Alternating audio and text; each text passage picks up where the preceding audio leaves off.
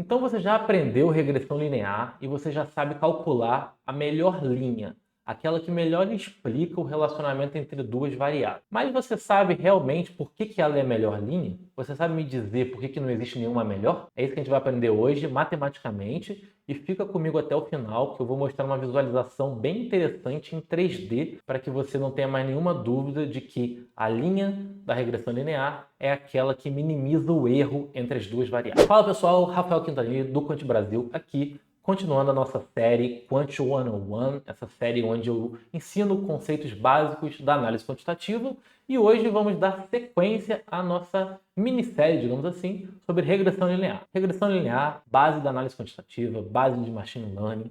Se você quer progredir nessa área, você precisa ter isso no sangue. Por isso que eu vou dedicar bastante tempo para a gente aprender bem isso aqui de forma concisa, mas bem profunda, beleza? Na última aula, a gente aprendeu a calcular a regressão linear, mas eu não expliquei por que ela é a melhor, né? Eu disse que aquela regressão linear é a melhor linha, mas não expliquei o porquê. E assim, o que significa a melhor linha, né?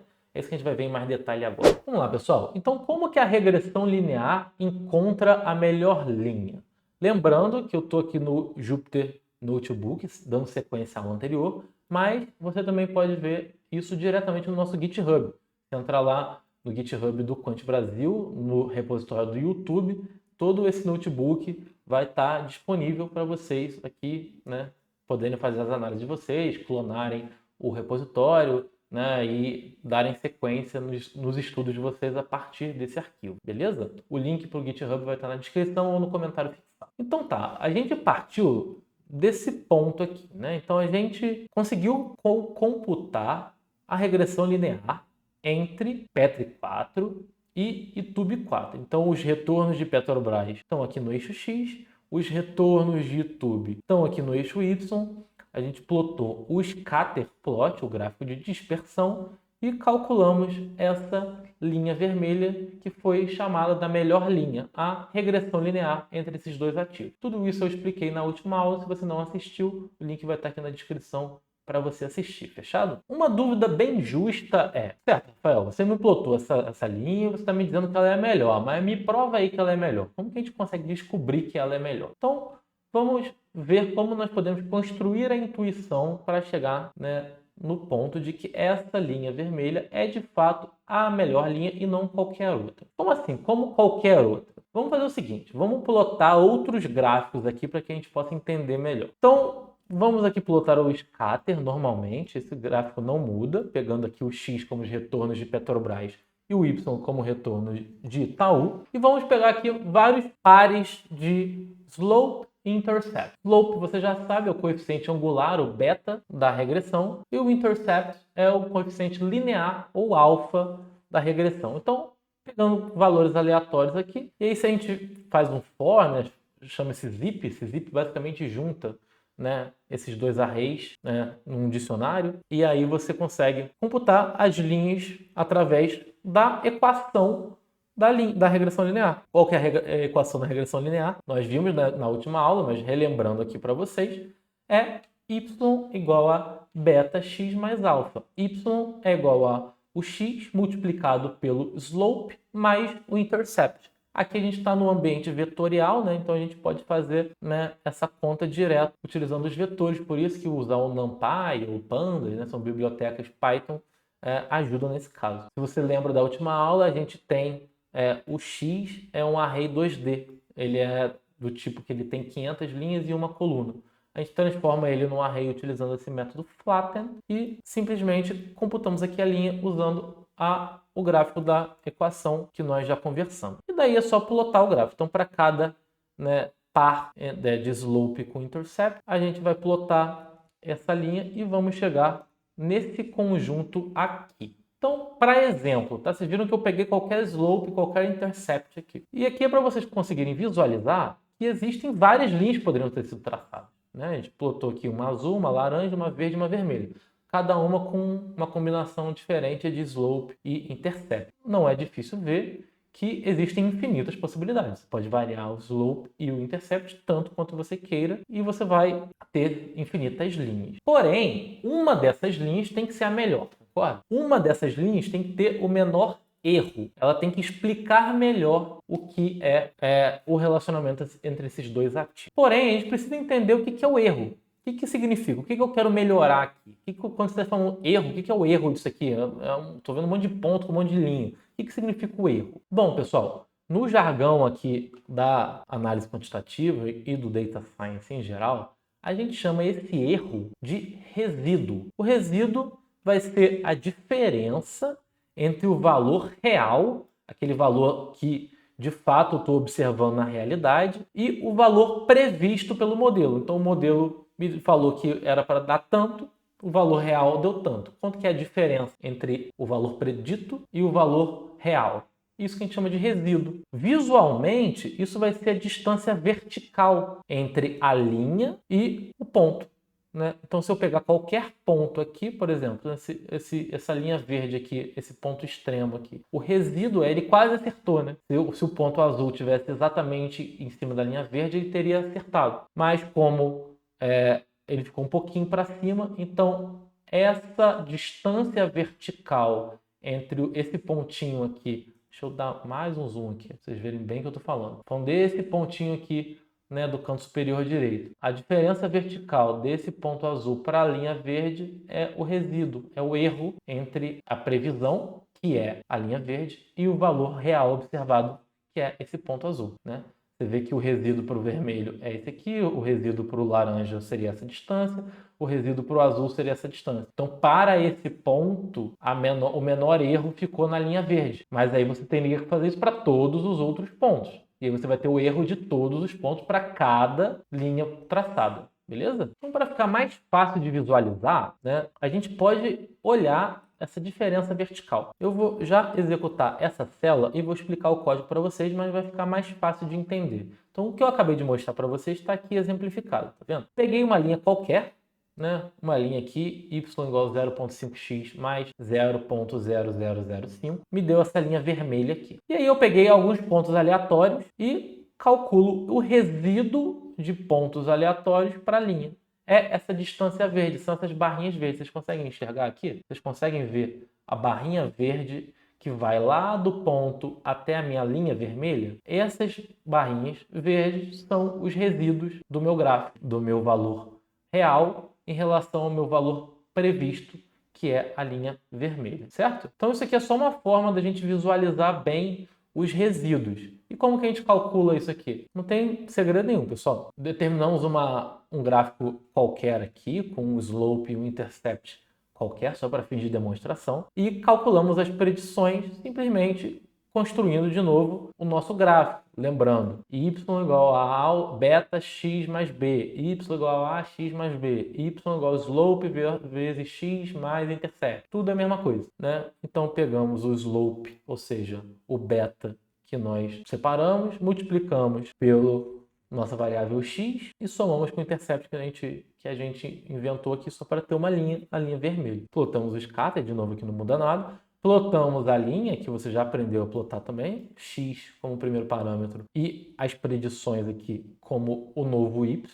E aqui só mais alguns parâmetros aqui para deixar bonitinho o gráfico. E aí eu peguei aqui 10 valores aleatórios, né? Então usei esse NP Random Choice para pegar 10 índices, né? 10 pontos ali, sem o replace, né?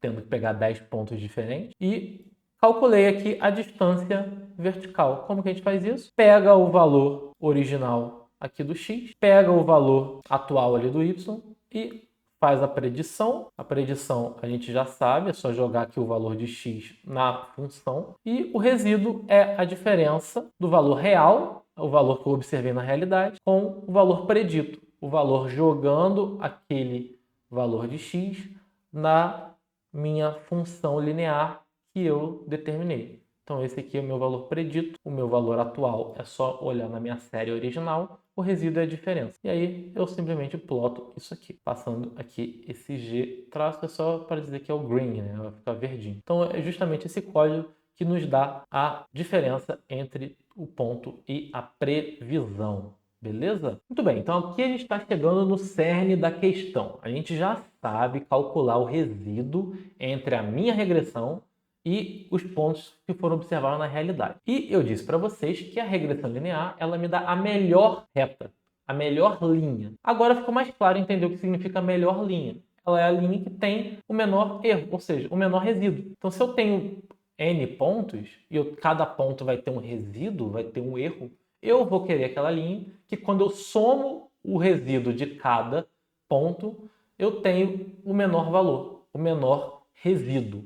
Né? Essa forma que eu expliquei para vocês aqui é calculada através do famoso método dos mínimos quadrados, onde a gente basicamente quer minimizar a soma dos quadrados dos resíduos. Então a gente faz o resíduo, a diferença do ponto original com o ponto previsto, eleva ao quadrado e soma. Mas por que a gente eleva ao quadrado? Por algumas razões, pessoal. Primeiro porque torna o valor positivo, né? Então quando você tem um resíduo, né, o resíduo pode ser positivo ou negativo se ele errar para mais ou para menos.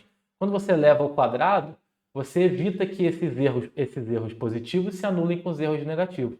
Todo mundo vai ficar ali positivo. Assim a gente também consegue penalizar erros maiores. Né? Um número ao quadrado, você eleva ele ao quadrado, dá um número maior ainda. Claro, né?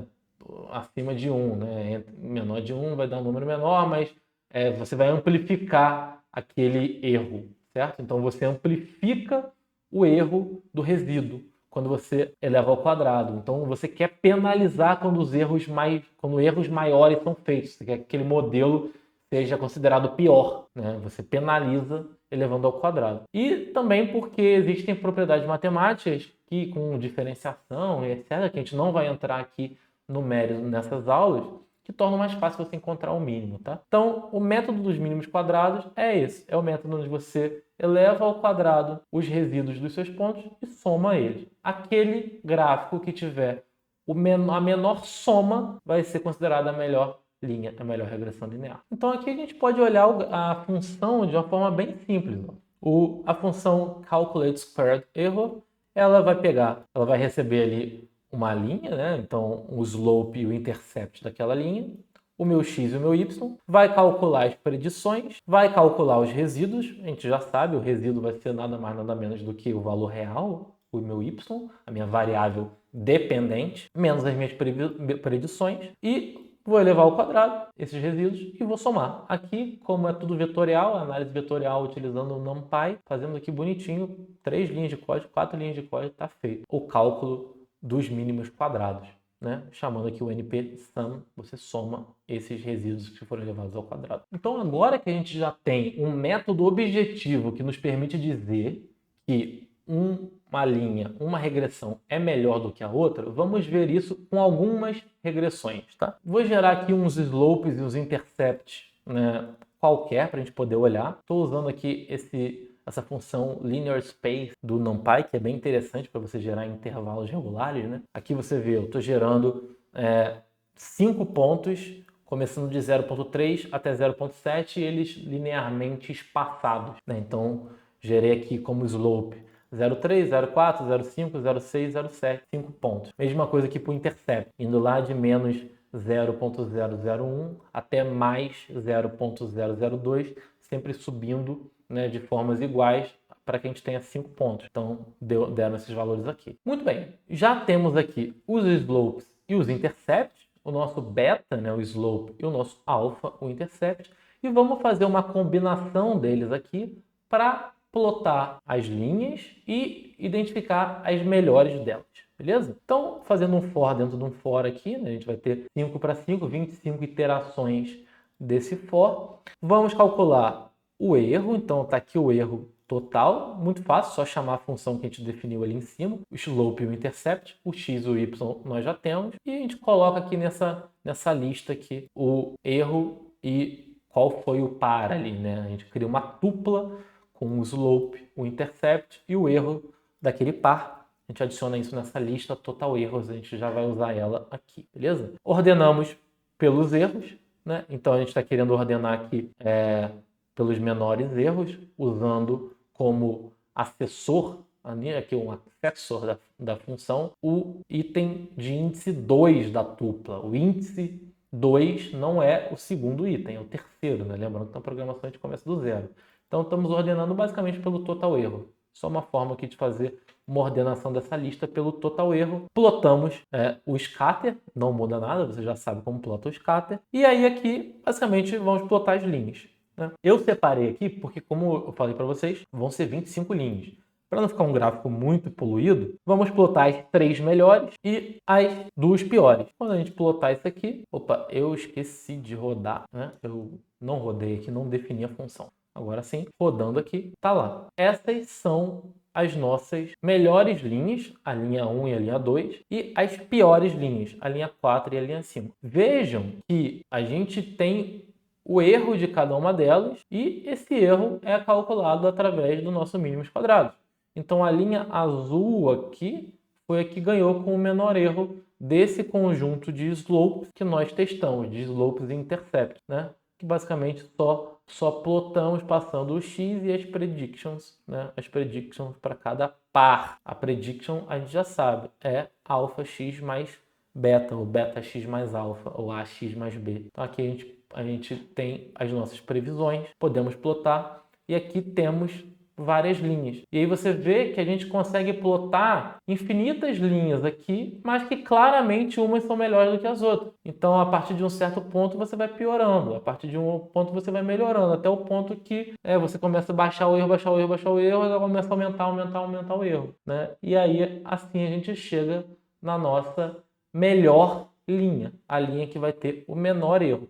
Dentre esse conjunto de 25 pares que nós testamos de slope e intercept, a melhor foi essa linha azul aqui, que o erro deu 0.080905, né? Mas nós podíamos colocar mais valores aqui, né? Podíamos aumentar esse linear space aqui, né? Na verdade, vamos até fazer isso. Em vez de fazer de 0,3 para 0,7, vamos fazer de 0,1 para 1,0.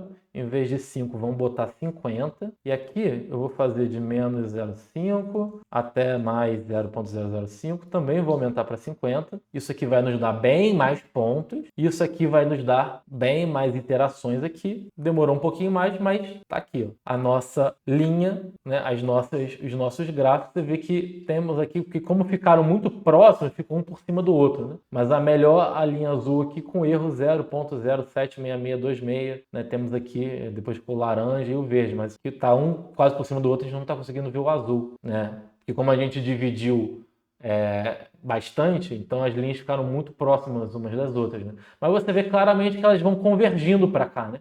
Ela está convergindo para essa linhazinha aqui, né? E aí a gente poderia aumentar mais e mais a granularidade ali e vai cada vez mais convergir mais para o que é o valor certo.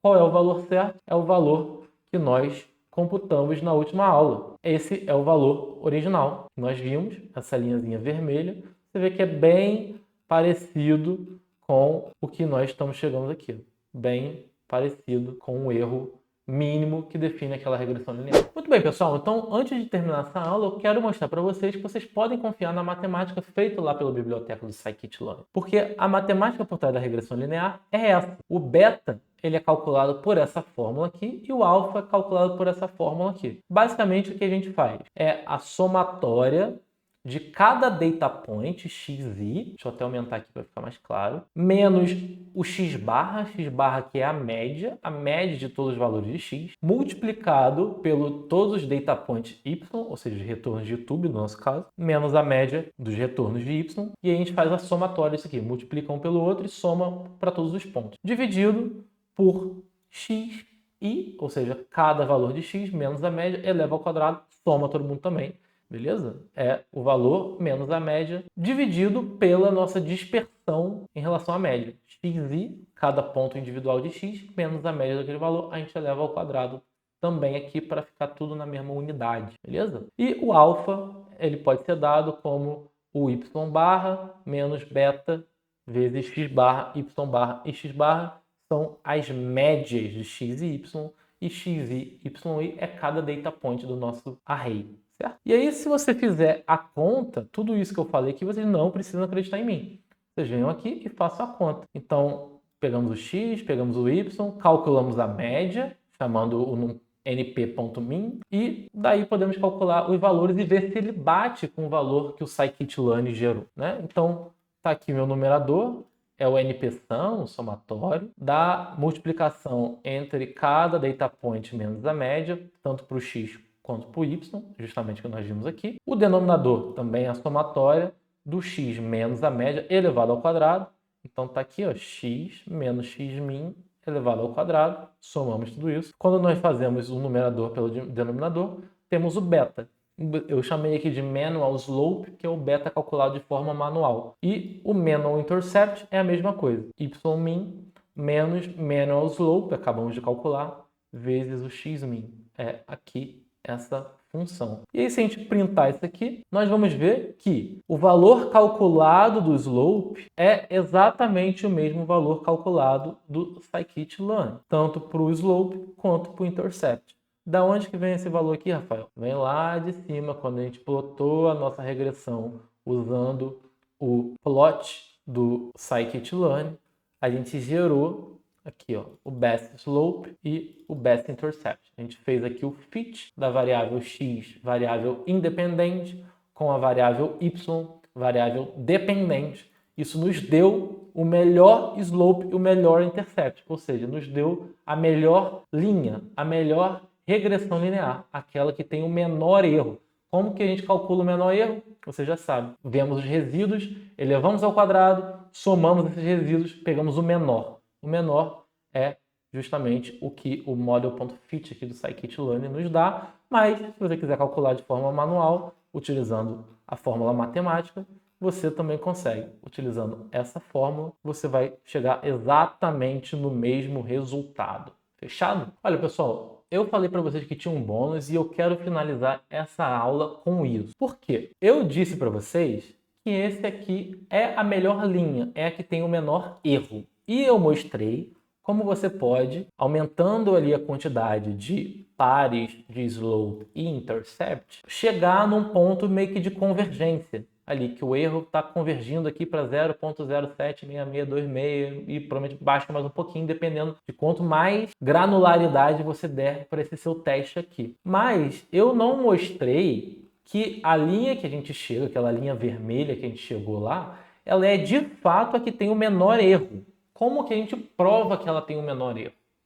A forma tradicional de fazer isso é usando o cálculo diferencial para você minimizar o erro, deriva igual a zero, etc, etc. Todo mundo já fez engenharia, sabe disso. Eu não quero me meter nessa seara aqui, mas eu achei interessante visualizar, né, esse fato. E eu escrevi um código aqui que é um pouquinho complexo e eu não quero entrar no ponto de explicar o mérito do código, embora você possa vir aqui ou lá no nosso GitHub, ver o código, plotar, mexer, etc. Vai estar disponível. Mas o ponto aqui, pessoal, é que com esse código nós conseguimos gerar esses seguintes gráficos. Deixa eu diminuir aqui um pouco o zoom para vocês poderem ver. Isso aqui é um gráfico no plano, ou melhor, no espaço 3D. Vocês conseguem ver que isso aqui, ó, a gente está em 3 dimensões aqui. A gente tem o slope nessa dimensão, o intercept nessa dimensão e o total squared error, ou seja, meu erro total somado ao quadrado, erro quadrático, né, aqui nesse eixo Z, podemos dizer assim. Então a gente quer o menor erro. Você está vendo que isso aqui está... É como se fosse uma folha dobrada, né? Vou fazer o seguinte aqui, ó. Tá vendo? É como se eu pegasse essa folha, tá vendo? Esse aqui, ó. Tá vendo no gráfico aqui, né? Esse aqui é o nosso gráfico. Essa folha dobrada. Você consegue ver que existe um ponto que fatia aqui por baixo. Esse ponto que fatia aqui por baixo vai nos dar o menor valor, né? Mostrando aqui de uma forma um pouco arcaica, mas para você entender. Olha a nossa folhinha dobrada aqui, ó. A nossa folhinha dobrada aqui, beleza?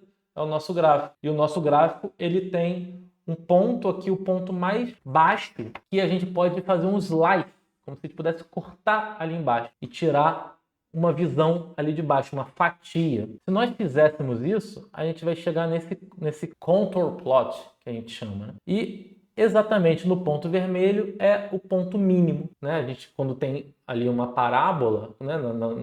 No plano 2D, nós temos a parábola e nós temos ali o ponto mínimo da parábola, que é onde passa a reta, né? Aqui, no nosso exemplo em 3D, vai ser onde passa o plano.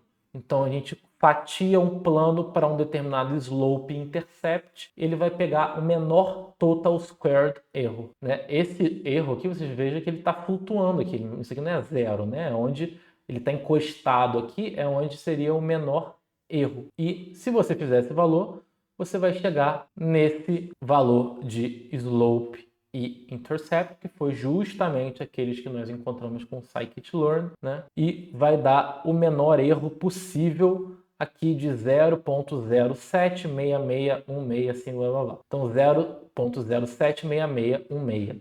Quanto que a gente tinha achado aqui?